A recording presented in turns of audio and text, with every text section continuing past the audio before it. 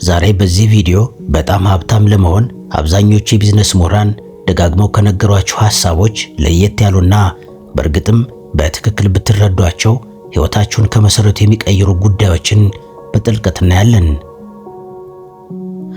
ሀብታም እንዳትሆኑ በዙሪያችሁ የታጠሩ 10 ግንቦችንና እነዚህን ግንቦች እንዴት ማፈራረስ እንደምትችሉም በደንብ ነግራችኋለሁ። ዝግጁ ከሆናችሁ አሁን ወደ መጀመሪያው ነጥብ እንለፍ። አንደኛ፣ በጉልበት እንጂ በሲስተም ላይ አለመተማመናችሁ። እስኪ እዚህ ጋር አንድ ጥያቄ ልጠይቃችሁ። አእምሯችሁን እንዴት ተጨማሪ ሰዓት ልስራ ከሚል ጥያቄ አውጥታችሁ እንዴት ከኔ ጉልበት ውጪ የሚሰራ ገቢ ልፍጠር የሚል ጥያቄ ጠይቃችሁ ታውቃላችሁ? ጥያቄውን በደንብ ግልጽ ለማድረግ ልድገምላችሁ። ከኔ ጉልበትና ጊዜ ውጪ ሊከናወን የሚችልና ጥሩ ገቢ ሊያስገኝ የሚችል ሲስተም እንዴት መፍጠር እችላለሁ ብላችሁ አስባችሁ ታውቃላችሁ? ብዙ ጊዜ ሀብታም ለመሆን በምታደርጉት ጉዞ የምትፈጽሙት ትልቁ ስህተት ጊዜያችሁንና ጉልበታችሁን በቀጥታ በገንዘብ ለመለወጥ መሞከራችሁ ነው። በቀን 8 ወይም 12 ሰዓት በመስራት ብቻ ትልቅ ሀብት ማፍራት እንደማይቻል መረዳት አለባችሁ። ምክንያቱም የእናንተ ጉልበትና ጊዜ ውስን ነው። ሀብታም የሆኑ ሰዎች ትኩረታቸውን የሚያደርጉት በጉልበታቸው ላይ ሳይሆን ሲስተም በመገንባት ላይ ነው። ሲስተም ማለት እናንተ ተኝታችሁም ሆነ በሌላ ስራ ላይ ሆናችሁ ለእናንተ ገንዘብ ሊያመነጭ የሚችል መዋቅር ማለት ነው። ነገር ግን እናንተ በገዛ ጉልበታችሁ እስረኛ በመሆናችሁ ስራ ስታቆሙ ገቢያችሁም አብሮ ይቆማል። በተጨማሪም በአንጎላችሁ ውስጥ የተቀረጸው የደሞዝተኛ አስተሳሰብ ወይም ኤምፕሎይ ማይንድ ሴት ለሀብት ትልቁ እንቅፋት ነው። ይህ አስተሳሰብ ለደህንነትና ለወርሃዊ ገቢ ቅድሚያ እንድትሰጡ ስለሚያደርጋችሁ ትልልቅ የሀብት በሮችን ሊከፍቱ የሚችሉ ቻሌንጆችን እንድትፈሩ ያደርጋችኋል። ሀብታም ለመሆን ግን ከራሳችሁ ጉልበት በላይ የሚሰሩ ንብረቶችን ወይም አሴትስ ማፍራት ይጠበቅባችኋል። ይህንን አካሄድ ካልቀየራችሁ በስተቀር ዕድሜ ልካችሁን ለገንዘብ ስትሮጡ ትኖራላችሁ። ሀብታም መሆን ማለት ከገንዘብ ነፃ መሆን እንጂ የገንዘብ አገልጋይ መሆን አይደለም። የሀብት መሰረቱ እናንተ ባትኖሩ እንኳ ሊቀጥል የሚችል የገቢ ፍሰት መፍጠር ነው። ይህንን ሲስተም ካልገነባችሁ እውነተኛ ሀብት ለእናንተ ሁልጊዜም የሩቅ ህልም ሆኖ ይቀራል። ሁለተኛ፣ ንብረት ወይም አሴትንና ወጪን ወይም ሊያቢሊቲን መለየት አለመቻላችሁ። ብዙ ጊዜ ገንዘብ ስታገኙ የምታደርጉት የመጀመሪያው ነገር ለሰዎች መታየትና ጊዜያዊ ደስታን መግዛት ነው። አዲስ ስልክ፣ ውድ ልብስ፣ የቤት ዕቃ ስትገዙ ንብረት እየገዛችሁ ይመስላችኋል። ነገር ግን እነዚህ ነገሮች ከኪሳችሁ ገንዘብ የሚያወጡ እንጂ ገንዘብ የሚያስገቡ አይደሉም። ሀብታም የማትሆኑበት ሌላው ትልቁ ምክንያት የምታገኟትን ጥቂት ገንዘብ ወጪ ወይም ሊያቢሊቲ ላይ ስለምታውሏት ነው። እውነተኛ ንብረት ማለት እናንተ ምንም ሳታደርጉ በየወሩ ወይም በየዓመቱ ምናልባት በየቀኑም ሊሆን ይችላል ወደ ኪሳችሁ ገንዘብ የሚያስገባ ነገር ብቻ ነው። በተጨማሪም የፍጆታ ስነ ልቦናችሁ ወይም ኮንሰፕሽን ማይንድ ሴት በአንጎላችሁ ውስጥ የድህነትን ዑደት ያጸነዋል። ገንዘብ ሲኖራችሁ ይህንን ገንዘብ እንዴት ላሳድገው ብላችሁ ከማሰብ ይልቅ ይህንን ገንዘብ ምን ልግዛበት ብላችሁ ታስባላችሁ። ሀብታሞች መጀመሪያ ንብረታቸውን ይገነባሉ። ያ ንብረት ደግሞ የፈለጉትን የቅንጦት ዕቃ እንዲገዛላችሁ ያደርጋሉ። እናንተ ግን በገዛ ጉልበታችሁ በለፋችሁበት ገንዘብ የቅንጦት ዕቃ ትገዛላችሁ። በዚህም ምክንያት ለወደፊት ኢንቨስት የምታደርጉት ካፒታል ታጣላችሁ። የሀብት መንገድ የሚጀምረው ከኪስ የሚወጣውንና ወደ ኪስ የሚገባውን ገንዘብ በደንብ መለየት ስትችሉ ነው። ስለዚህ ይህንን አስተሳሰብ ካልቀየራችሁ ገቢያችሁ ቢጨምር እንኳ ድህነታችሁ አብሮ ይጨምራል። ብዙ ሰዎች ገቢያቸው ሲጨምር ወጫቸውም አብሮ ስለሚጨምር ሁልጊዜም በገንዘብ እጥረት ውስጥ ይኖራሉ። በጣም ሀብታም ለመሆን ከፈለጋችሁ ገንዘባችሁ ለእናንተ ሰራተኛ ሆኖ እንዲያገለግል ማድረግ አለባችሁ። ሶስተኛ፣ ለገንዘብ ያላችሁ የፍርሃትና የጥላቻ ስነ ልቦና። ምናልባት ሳታውቁት በውስጣችሁ ለገንዘብ ያላችሁ አመለካከት በድህነት እንድትቀጥሉ እየፈረደባችሁ ሊሆን ይችላል። ብዙዎቻችን ያደግነው ገንዘብ የክፋት ሁሉ ስር ነው፣ ሀብታም መንግሥተ ሰማያት አይገባም፣ ወይም ገንዘብ ሰውን ያበላሻል የሚሉ የተሳሳቱ ትርክቶችን እየሰማን ነው። በንቁ አእምሯችሁ ወይም በኮንሺየስ ማይንዳችሁ ገንዘብ ትፈልጉ ይሆናል። ነገር ግን ቀደም ሲል ያነሳናቸውና ልብ ያላልናቸው ሐሳቦች በድብቁ ያንጎላችሁ ክፍል ወይም ሳብኮንሺየስ ማይንዳችሁ ውስጥ ተቀርቅረው ሳታውቁት አእምሯችሁ ለሀብት የሚሆኑ እድሎችን እንዳያይ ያደርጋሉ። በልባችሁ የምትጠሉትን ነገር በእጃችሁ ልታገኙት አትችሉም። በተጨማሪም ገንዘብን የማጣት ፍርሃት ወይም ስኬርሲቲ ማይንድ ሴት በውስጣችሁ ስለነገሰ ያላችሁን ጥቂት ገንዘብ አጥብቃችሁ ትይዛላችሁ እንጂ ለትልቅ ትርፍ ኢንቨስት አታደርጉትም። ሀብታም ለመሆን የመትረፍረፍ አስተሳሰብ ወይም አባንዳንስ ማይንድ ሴት ሊኖራችሁ ይገባል። ይህ ማለት ገንዘብ በየአቅጣጫው የሚፈስና የሚባዛ ኃይል መሆኑን ማመን ነው። ነገር ግን አሁን በእጅ ያለው ገንዘብ ያልቅና እቸገራለሁ፣ ሕይወቴ አደጋ ላይ ይወድቃል ብላችሁ ከሰጋችሁ አዳዲስ የንግድ ሐሳቦችን ለመሞከርና ስጋቶችን ለመድፈር ወይም ሪስክ ለመውሰድ በእጅጉ ትፈራላችሁ። ይህ ፍርሃት ደግሞ በትንሽ ገቢ ውስጥ ታስራችሁ እንድትቀሩ ያደርጋችኋል። ገንዘብ የማንነታችሁን መሰረት አይቀይርም። ይልቁንም ያላችሁን ማንነት ያጎላል ወይም ማግኒፋይ ያደርጋል። ጥሩ ሰው ከሆናችሁ በገንዘብ ብዙ መልካም ነገር ታደርጋላችሁ። ይህንን ስነ ልቦናዊ ግንብ ካልደረመሳችሁ ምንም ያህል ብትለፉ ሀብት ከእናንተ እየሸሸ ይሄዳል። አራተኛ፣ በጥቃቅን ደስታዎች እስረኛ መሆናችሁ። ሀብታም መሆን እያቀዳችሁ ነገር ግን በየቀኑ የምታደርጓቸው ምርጫዎችና ውሳኔዎች የዛሬውን አነስተኛ ደስታ ከነገው ታላቅ ስኬት እንድታስቀድሙ እያደረጓችሁ ከሆነ በፍጹም ያሰባችሁት አይሳካም ወይም ሀብታም መሆን አትችሉም።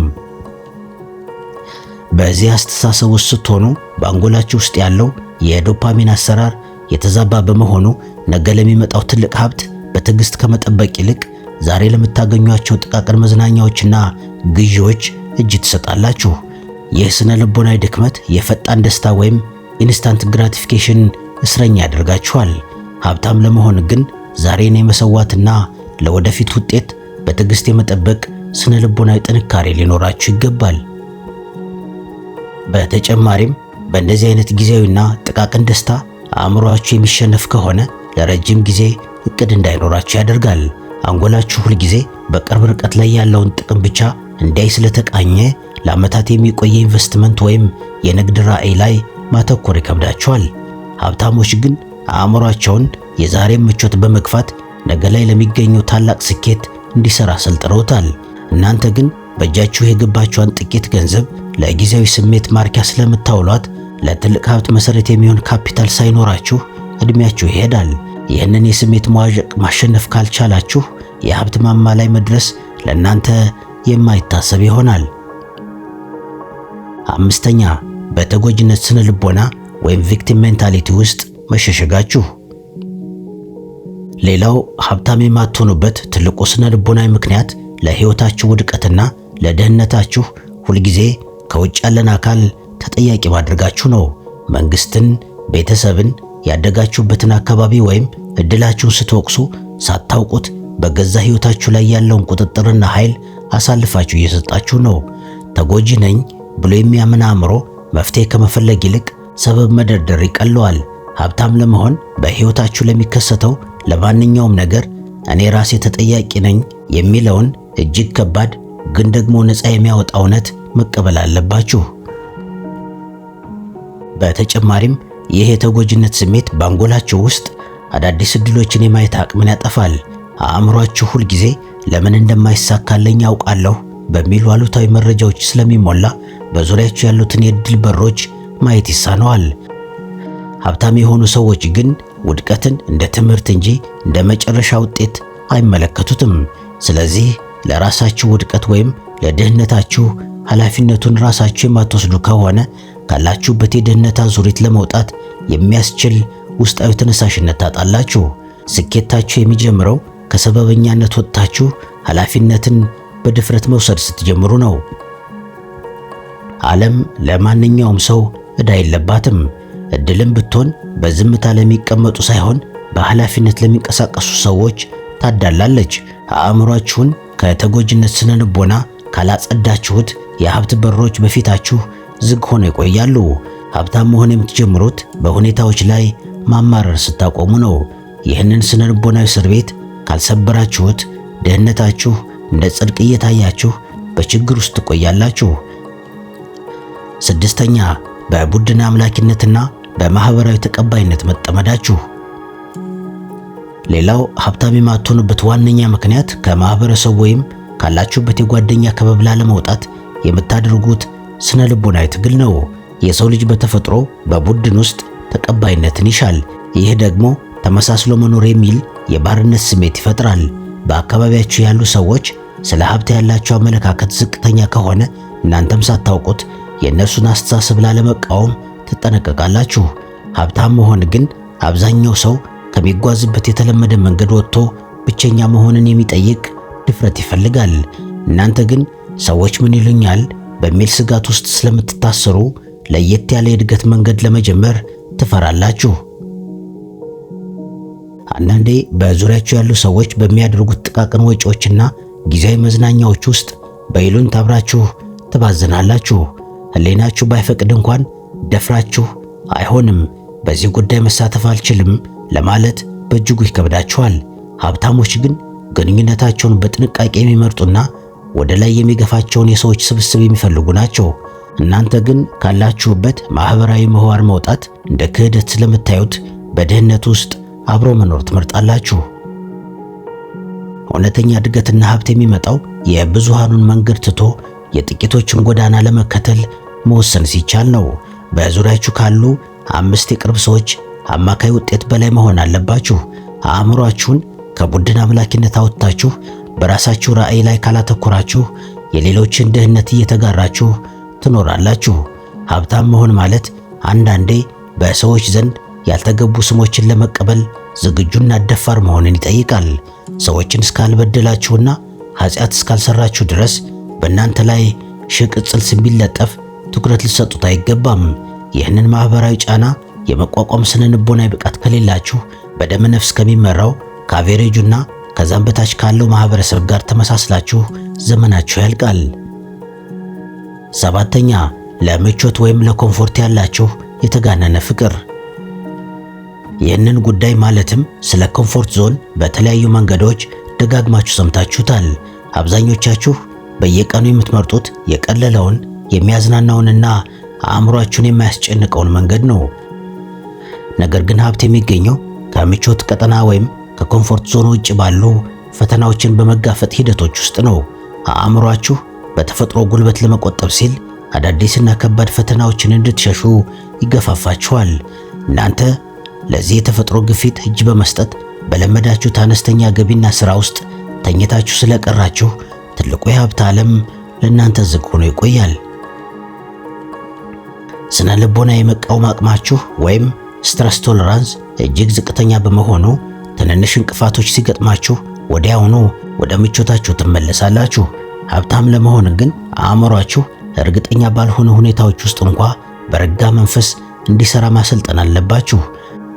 ዛሬ የምታገኙትን ጥቂት ሰላምና ምቾት ላለማጣት ስትሉ ነገ ትልቅ ሀብት ሊያስገኙላችሁ የሚችሉትን ትግሎች ትሸሻላችሁ።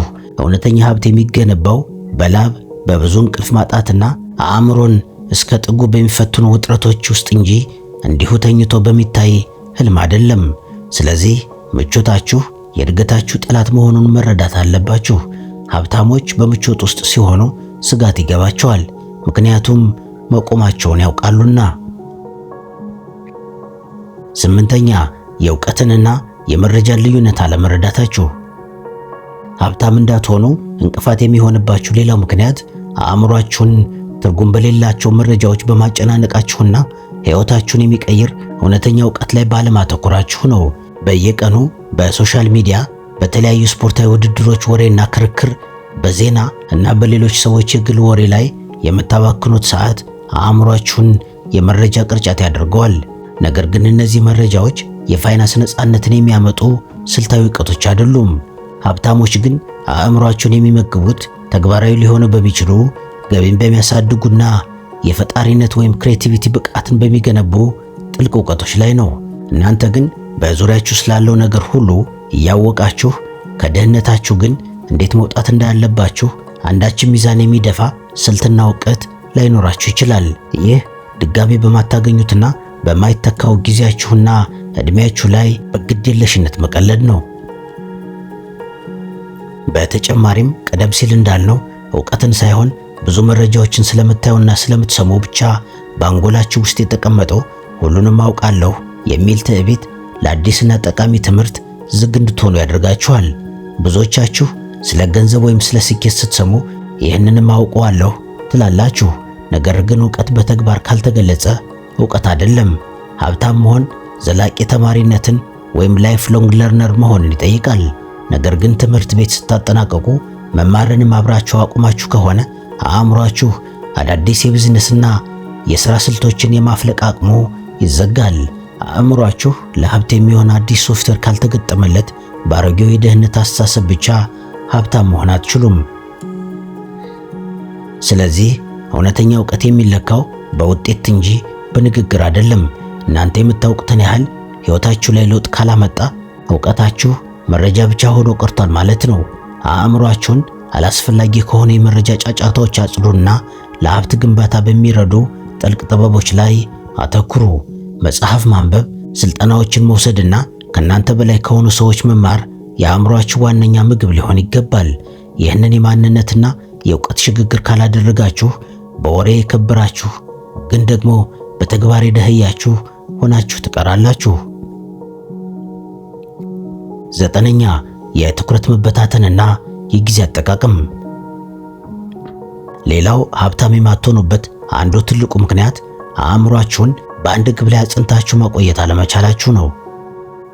አሁን በምንገኝበት በዘመናዊ ዓለም ትኩረት ወይም አቴንሽን እጅግ ውድ ሀብት ነው። የእናንተን ትኩረት በመውሰድ በየቀኑ ብዙ ገንዘብ ይሰራል። እናንተ ግን ይህንን ሀብት ለሶሻል ሚዲያ አልጎሪዝም፣ ለትርጉም አልባ ቪዲዮዎችና ለሌሎች ሰዎች አጀንዳዎች በነጻ አሳልፋችሁ እየሰጣችሁ ነው። እነዚህ ፕላትፎርሞች ደግሞ ቀደም ሲል እንዳልኳችሁ ትኩረትና ጊዜያችሁን በመውሰድ ብዙ ገንዘብ ይሰሩበታል። ስለዚህ ሀብታም ለመሆን እንደ ሌዘር የጠራ ትኩረት ወይም ዲፕ ፎከስ ሊኖራችሁ ይገባል። በተጨማሪም የጊዜ አጠቃቀም ስለንቦናችሁ ለድህነታችሁ በእጅጉ አስተዋጽኦ ያበረክታል። ጊዜን እንደማያልቅ ሀብት ስለምታዩት ዛሬ ልትሰሩበት የሚገባችሁን የሀብት መሰረት ለነገ ታስተላልፋላችሁ። ሀብታሞች ግን ጊዜ የማይተካ ብቸኛው ካፒታላቸው መሆኑን ስለሚረዱ እያንዳንዱን ደቂቃ ለእድገታቸው በሚጠቅም ተግባር ላይ ያውሉታል።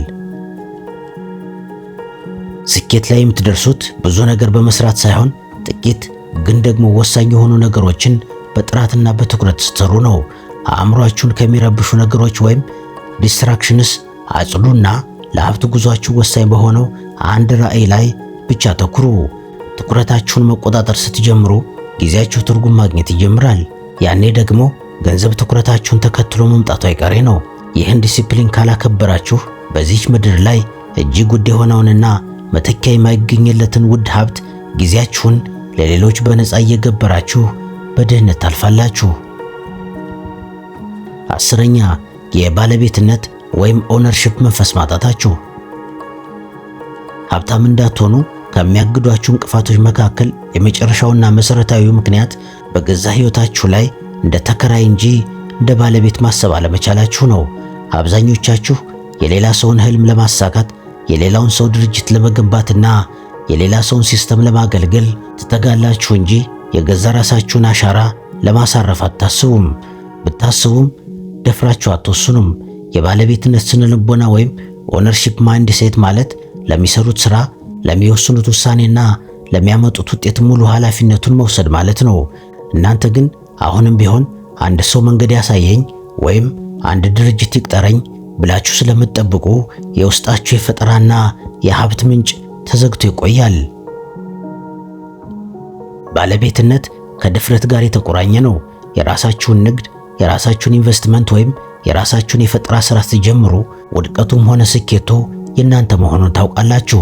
ይህ ስጋት ደግሞ አእምሯችሁ በጥንቃቄና በብልሃት እንዲሰራ ያደርገዋል። ሀብታሞች በየትኛው ቦታ ቢሰሩ እንኳ እንደ ባለቤት ያስባሉ። እናንተ ግን ይሄ እኔ ስላልሆነ ግድ የለኝም በሚል አስተሳሰብ ስለምትመሩ ወደ ታላቅነት የሚያደርጋችሁን የአመራር ብቃትና የሀብት ስሜት ሳታዳብሩ ትቀራላችሁ። እውነተኛ ስኬት የሚመጣው ለገዛ ጣፋንታችሁ ባለቤት ስትሆኑና ሌሎችን መጠበቅ ስታቆሙ ብቻ ነው። በመጨረሻም ዓለም ጥሩ ክፍያ የምትፈጽመው ለባለቤቶችና ለችግር ፈቺዎች እንጂ ለተከታዮች አይደለም። አእምሯችሁን ከጥገኝነት አውጥታችሁ በባለቤትነት መንፈስ ካላነቃችሁት ሁልጊዜም የሌላው ሰው ሀብት መገንቢያ መሳሪያ ሆናችሁ ትቀራላችሁ። የራሳችሁን ካፒታል፣ የራሳችሁን ስም ወይም ብራንድና የራሳችሁን የሀብት ዑደት ለመፍጠር ቆርጣችሁ ተነሱ። ዛሬ የሕይወታችሁን መሪ ተረክባችሁ ባለቤት ነኝ ብላችሁ ስታውጁ ድህነት ከአእምሯችሁ፣ ከልባችሁ ብሎም ከቤታችሁ መውጣት ይጀምራል። እስካሁን አብራችሁ ለነበራችሁ በእውነት ከልብ አመሰግናለሁ። በማነሳቸው ሐሳቦች ዙሪያ ሐሳብ አስተያየታችሁን በኮመንት አጋሩኝ። አነባችኋለሁ፣ እመልሳለሁ። ለዛሬ ከዚህ ጋር ይብቃኝ። በሌላ ጊዜ በሌላ ሐሳብ እስካገኛችሁ ሰላም ሁሉ ከእናንተ ጋር ይሁን።